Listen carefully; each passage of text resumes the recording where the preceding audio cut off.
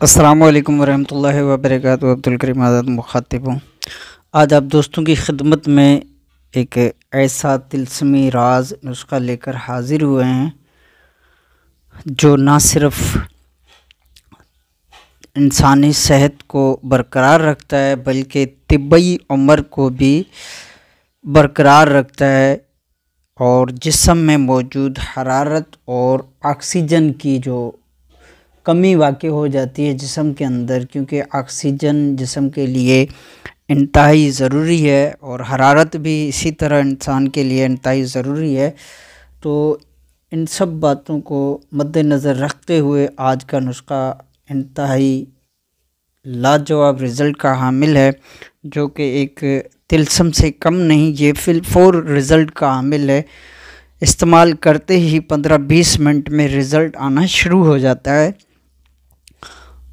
और भी बहुत से इसके फ़ायदे हैं, बिलखुसूस ऐसे लोग जिनको हरारत की कमी हो या जिनको ऑक्सीजन की कमी हो और चलते हुए या सीढ़ियाँ वगैरह चढ़ते हुए सांस फूलने का मसला हो रहा हो या खुश्की की कैफियत हो, तो इन तमाम हवालों से मसाइल में इंतहाई बेहतरीन रिज़ल्ट का हामिल है।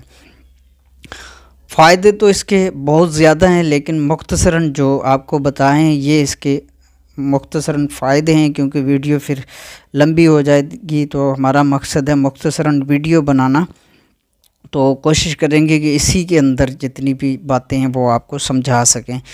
तो तरीका इसका ये है कि ज़ाफ़रान लेना है आपने, अच्छी क्वालिटी का जो मयारी हो आपके यहाँ, क्योंकि ये इलाके का हिसाब से होता है कि कहाँ पर किस तरह की मिल रही हो। जो आपके एरिए में, आपके इलाके में, आपके शहर में जो अच्छे से अच्छी ज़ाफ़रान यानी कैसर मुयस्सर हो वो आप ज़ाफ़रान ले लें। और 1 हिस्सा आपने ज़ाफ़रान लेना है और 2 हिस्से अजवाइन देसी के लेने हैं, यानी ये अजवाइन देसी लेनी है। तो 2 हिस्से अजवाइन देसी बिल फ़र्ज़ करें, मिसाल के तौर पे अगर 10 ग्राम ज़ाफ़रान है तो 20 ग्राम आपने अजवाइन देसी लेनी है। बस अजवाइन में आपने एक ख़्याल रखना है कि इसमें छोटे छोटे बारीक तिनके से होते हैं।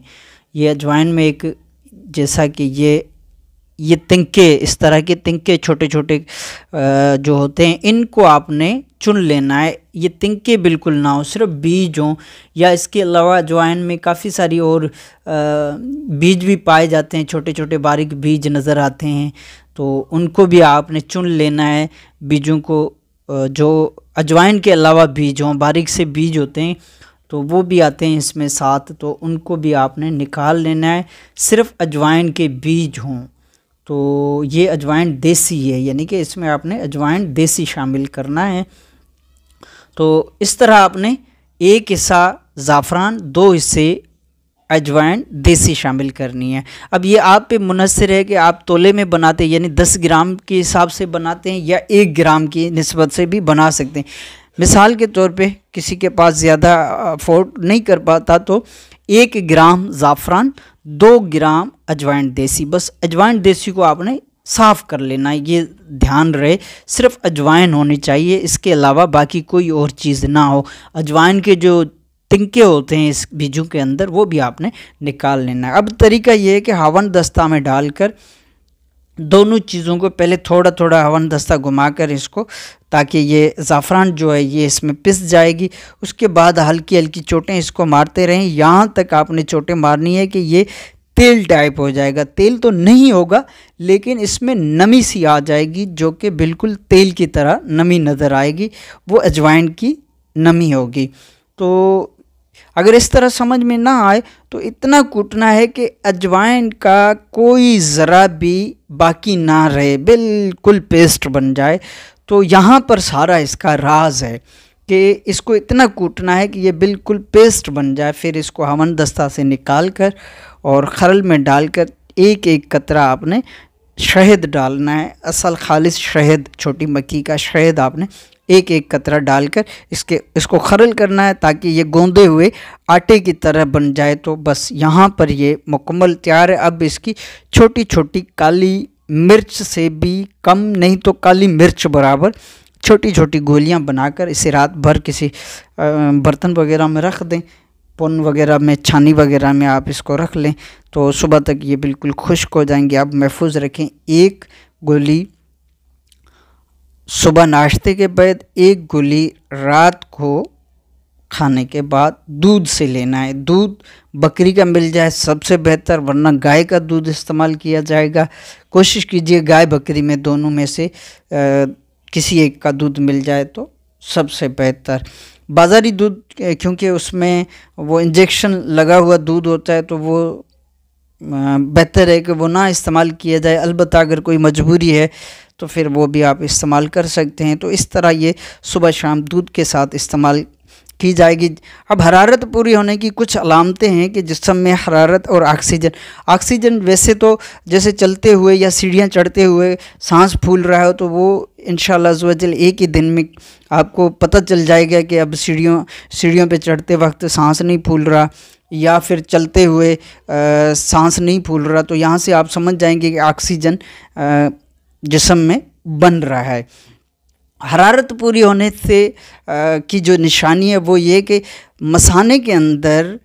हमारे मसाने के अंदर थोड़ा सा पेशाब जमा होने से गुदगुदाहट महसूस होगी और बार बार पेशाब की यानी कि हाजत होगी। तो इस तरह शुरू में ये अलामत ज़ाहिर होगी और धीरे धीरे पेशाब में जलन पैदा होना शुरू हो जाएगी, जैसे जलनदार पेशाब आता है तो इस तरह जलन पैदा होगी।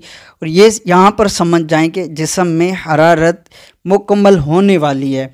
और इसके बाद अगर मुकम्मल होने के बाद भी आप यूज़ करते हैं, दवाई इस्तेमाल करते हैं, छोड़ रहे नहीं हैं, तो फिर पेट में मरूड़ होगा, मोशन होगा, इस तरह की ये मेन अलामत है। सबसे मेन जो अलामत है इसकी वो हरारत और ऑक्सीजन जिस्म में स्टोर होकर मुकम्मल होने की सबसे बड़ी जो अलामत है वो ये है कि पेशाब में जलन पैदा हो जाएगी।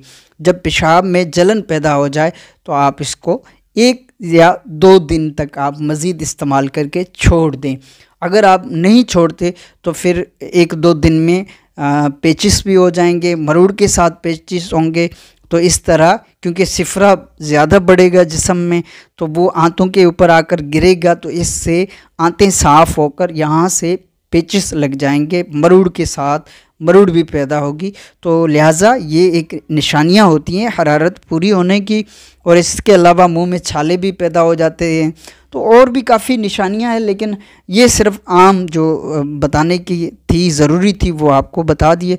तो फिर छोड़ देना। ये इस तरह इस्तेमाल करने से जिस्म की हरारत और हरारत के साथ जिस्म में ऑक्सीजन को पूरा करता है और इंसान की तिब्बई उम्र को, यानी कि तिब्बई उम्र से मुराद ये कि बीमारी से इंसान को महफूज रखता है।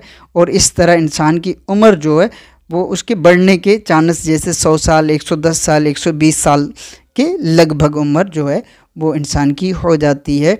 तो इस तरह ये बनाकर इससे फ़ायदे हासिल किए जा सकते हैं। आपकी दुआओं का तालिब, अब्दुल करीम आज़ाद।